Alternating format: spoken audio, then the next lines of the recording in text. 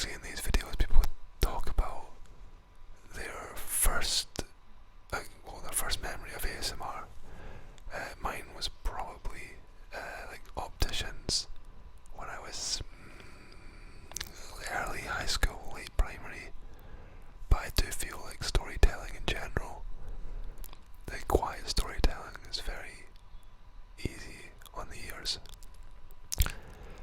So, what is my plan for ASMR? Well, first of all, hopefully this is actually recording and the audio levels are alright and everything. I did have a Blue Yeti, but I make music, so I thought, I'm gonna go for a an XLR microphone instead, which is hopefully gonna sound better for when I eventually need to use it a lot.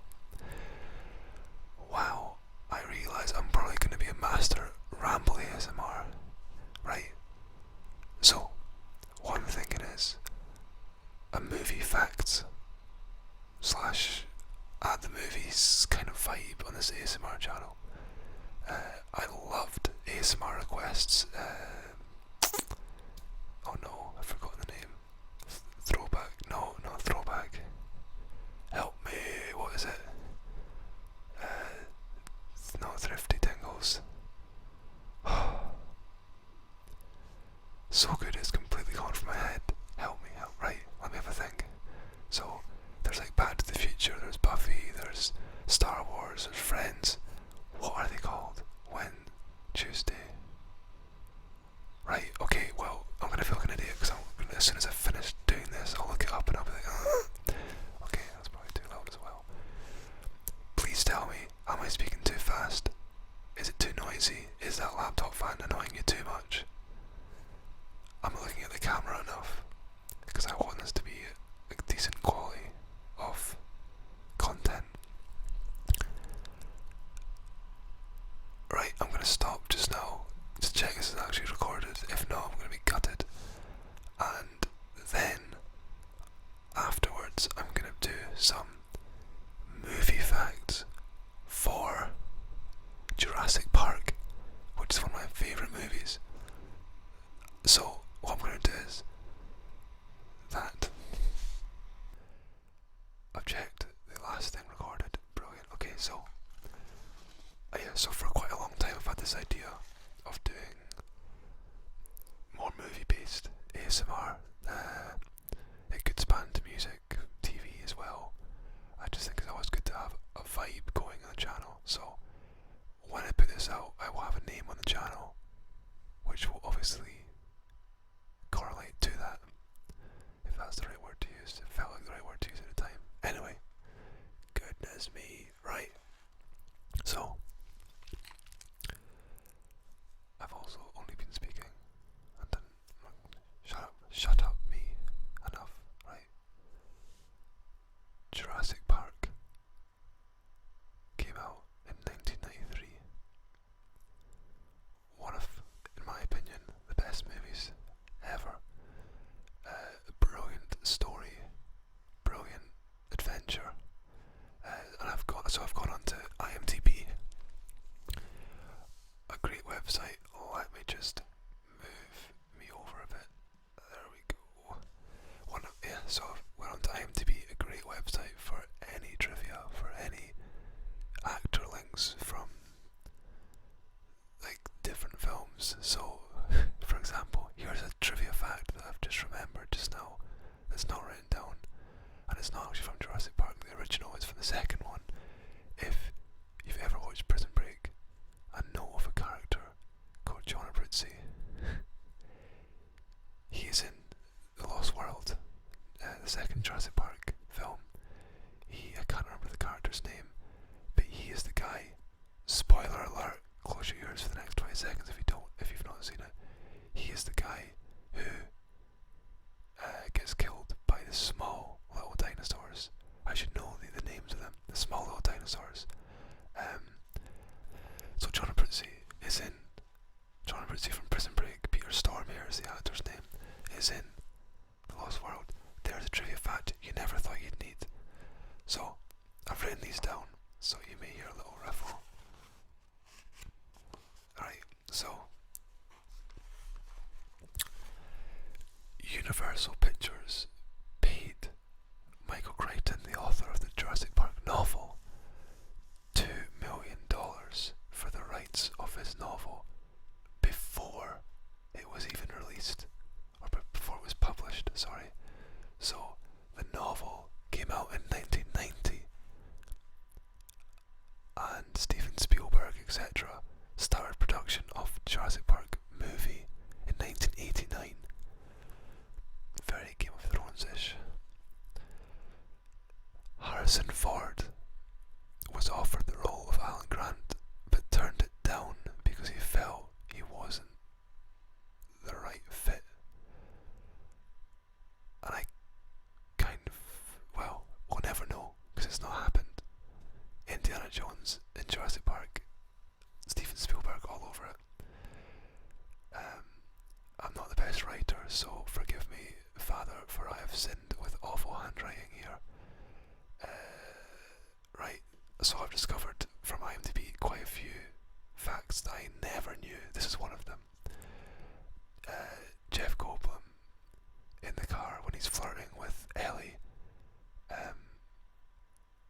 kind of, well, escalates in a sense that in real life the two began a romantic relationship and they were engaged for 2 years before they split up. Never knew that. Never knew that. I've always thought of, well, I just never knew it. Jurassic Park made $47 million on the opening weekend, and more than $900 million worldwide. That's a very factual fact. I've tried to pick up ones that I thought were less known, and I feel like the fact that I've discovered ones that I didn't know means that maybe you'll feel the same. This is quite a classic one, but just put it in anyway. Only 15 minutes of dinosaur footage is actually in the movie. B.T. Wong, who plays Henry Wu, the scientist, has less than 2 minutes of screen time in the film, and he's the only character to reprise his role in Jurassic World, the first one, because I know people will be saying Jeffrey Goldblum was in The Fallen Kingdom. He was, but this is the first Jurassic World.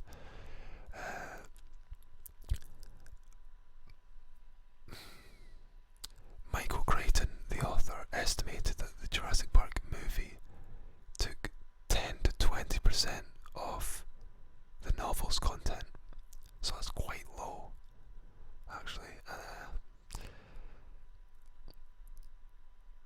Steven Spielberg in Jurassic Park directs Richard Attenborough. I've done initials here, which was a silly idea.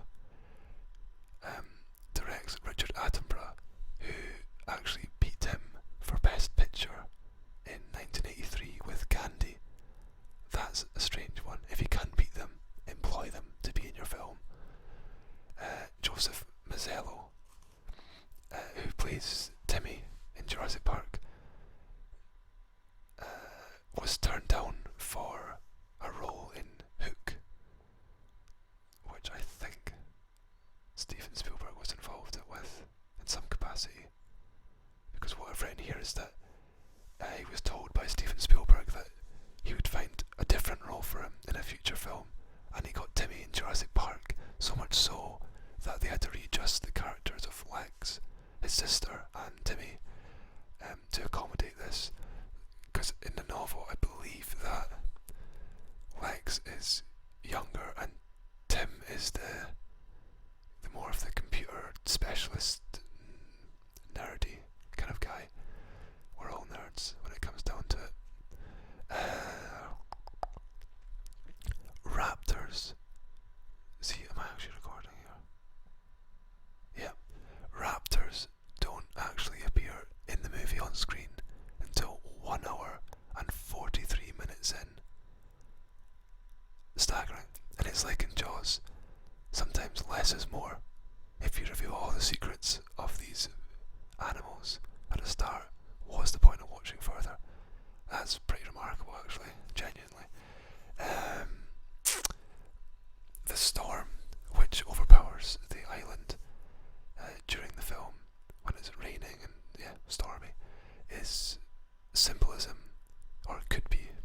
symbolism for the movie's theme of trying and failing to control nature. It's always good to have a bit of symbolism. So, when I was younger, I remember watching Jurassic Park on TV, and for some reason in my head it was on every second Sunday, and I'd tune in and it was on. Brilliant. Anyway, this links to this next fact. On the first TV broadcast of Jurassic Park in 1995, 68.12 million people, just say 68 million people tuned in to watch it. That's a lot of people. Jim Carrey was considered for the role of Ian Malcolm.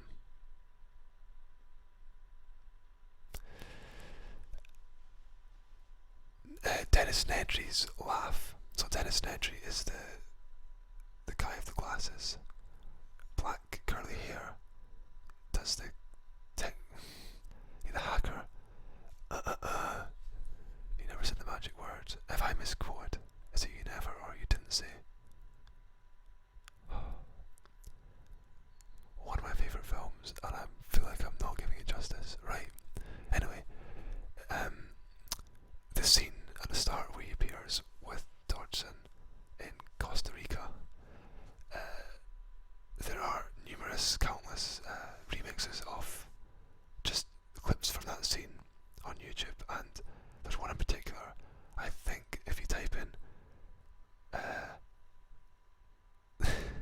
"fat guy from Jurassic Park laugh remix," you'll find it. But it's got a bit of a cult following because of that, and he's got a very high-pitched laugh, which when he opens up the shaving foam canister, you hear it's almost like a balloon squeak. When I was in high school, I remember somebody circulating the video, and honestly, probably top 20, in stitches laughing. I remember watching it when I was on MSN. Oh wow. Anyway, I've got two more facts, and then we'll leave it at that because I don't want to overdo it on a first video. James Cameron said, James Cameron wanted to direct Jurassic Park, but he was too late in getting the rights, or something along those lines anyway. He wanted to do the movie with Arnold Schwarzenegger as Alan Grant. Could you imagine if Steven Spielberg had combined forces and we had Arnold Schwarzenegger and Jim Carrey in Jurassic Park? It screams just, well, a different movie altogether. And the last fact, which is a little bit boring, but kind of interesting, the marketing campaign that they did for Jurassic Park before it came out cost $65 million. Right, so that is however many facts about Jurassic Park. I'm starting to get a dead leg because I'm not in the best position here. I hope this has been semi-enjoyable. I appreciate it's the first time there's going to be comments saying, "Don't breathe so loudly. I can hear your fan. The dog was too noisy. You look like you're looking down your nose at us all because of the way you're sitting." Yeah, you can probably see all my hairs up my nose. But just, I don't know. Don't look and just listen. Put your phone face down so you don't have to look at my mug. Right. Okay. So, what do I need now? I need people to comment saying what they liked, what they didn't like, what they'd like to see in the future. So, yeah, that would be great. I'll probably put this on the subreddit to try and get a bit of, I don't know, activity. I'd love to do a better in the future, because I've always had this idea of doing a really factual Jurassic